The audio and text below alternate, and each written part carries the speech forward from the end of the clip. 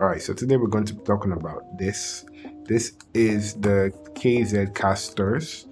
Essentially, they are a one-up in terms of upgrades from the KZ EDX Pros. I'm not exactly sure where they fall in lines in terms of performance or upgrades, but to me personally, I feel these are the very next step up from the KZ EDX Pros, and I'll let you know why I believe so. Now, before I start off this video, I do want to say I'm not sponsored, nor do I have anything to do with KZ, but if you do want to pick up one of these, click the link down below in the description and you can pick up one. It doesn't affect you in any way, shape or form, but it does benefit me and this channel, as it is just an affiliate link. But with that being said, these are the KZ Castors. I think these are perfect in terms of an upgrade from the KZ EDX Pros. Now, if you know me or you're familiar with this channel for more than one video, you know that the saying I hate the most is it's good for the price, and I'm trying to stay far away from that and just let you know what is good, point blank. If you're going to spend your money on it regardless, you should know that okay, what you're getting is good, regardless of the price. But just know that okay, if you can afford it, just know that it's going to be good or it's going to be bad. Now, I'm not going to run through a spec sheet or numbers or any of that. I'm going to give a holistic approach to this review and tell you exactly how it feels for me and if it will suit your needs and if you might want to consider getting something better. But like I said with the EDX Pros, personally speaking, if you're picking up one of these, I really don't see the need of getting anything else aside from like saving up for something within the 300 to 400 pound range, because these, for the price, covers a wide array of things. And the only downside of getting one of these is just the cable. But aside from that, it's a very solid piece of equipment. And when I say it's a downside, genuinely speaking, having a wired accessory like this does really, in this day and age, give you more premium quality of sound. And what I notice is that no matter what KZ product you pick up, they seem to have a consistent, nice, clear theme to your cabling. Now, from the earpiece itself, what you notice that stands out immediately is that you can set the EQ by flicking the EQ curves that are hardware based directly into the earphone, and I really like that they include a piece where you can do that manually. So it is very hardware centric. It's not really a go into the app and tweak kind of software focused thing. It's very hardware centered, and I really like how they took their time and built it to give you out of the box a very nice and premium listening experience. Overall, I think they really spent time engineering these. Now, if you use an iPhone or a relatively new Android that has Type-C, you might have to get one of these. Essentially what it is just a connector that allows you to use an iPhone to 3.5mm. It adapts it and you're able to connect it to a phone. You can get one for iPhone Lightning type, or you can get one for USB-C. That's how I get around not having wireless. However, if you're going to compare it to something like the AirPods Pro, in terms of quality, I would say it really has slightly better quality than these.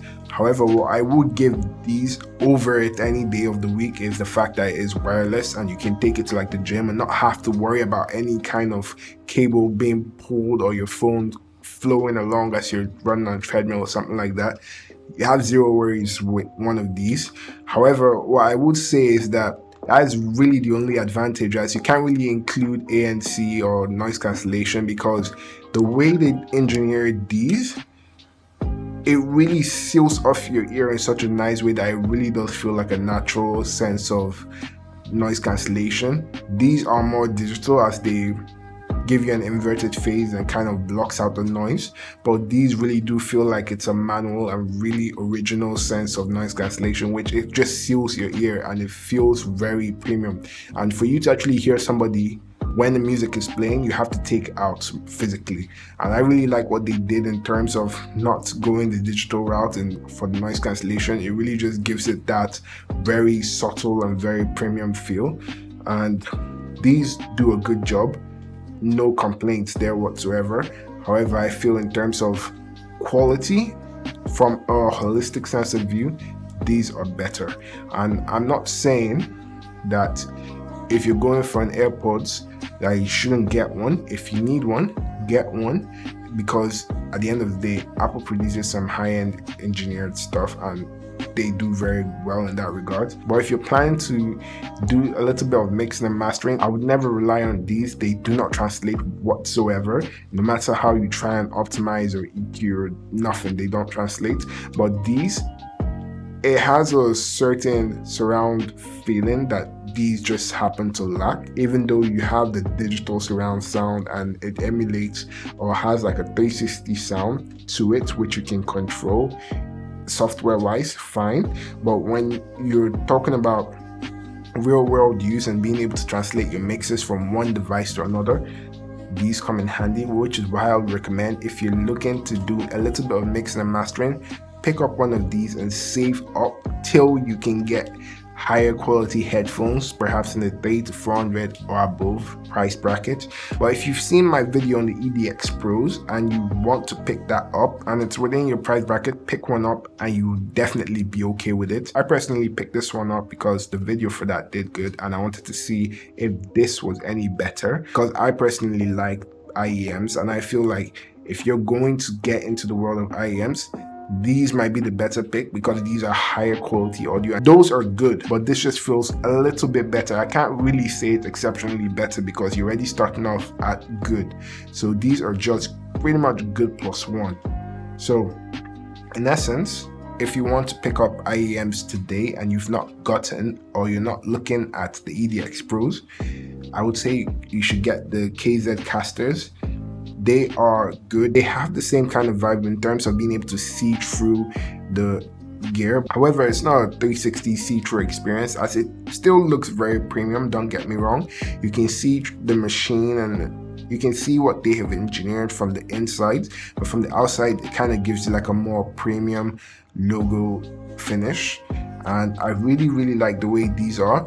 They still maintain the same see-through effect on cord. It really does feel like what I would say are the bigger brothers of the KZ EDX Pros, and for that I really like what they've done, being able to just get one and compare and contrast exactly how it is. Now from the unboxing part of it, there is pretty much no difference aside from the fact that this has a tuning pick where you can use to tune the device manually. And I really like that that has been included and you don't have to use a toothpick or something to do it yourself, or even try and use your fingers. It really is just including the necessities, and it almost makes you wonder why some companies, they sell you a product and you have to buy everything extra, but these, they really take their time to care and know that you're going to need this and include it in the package.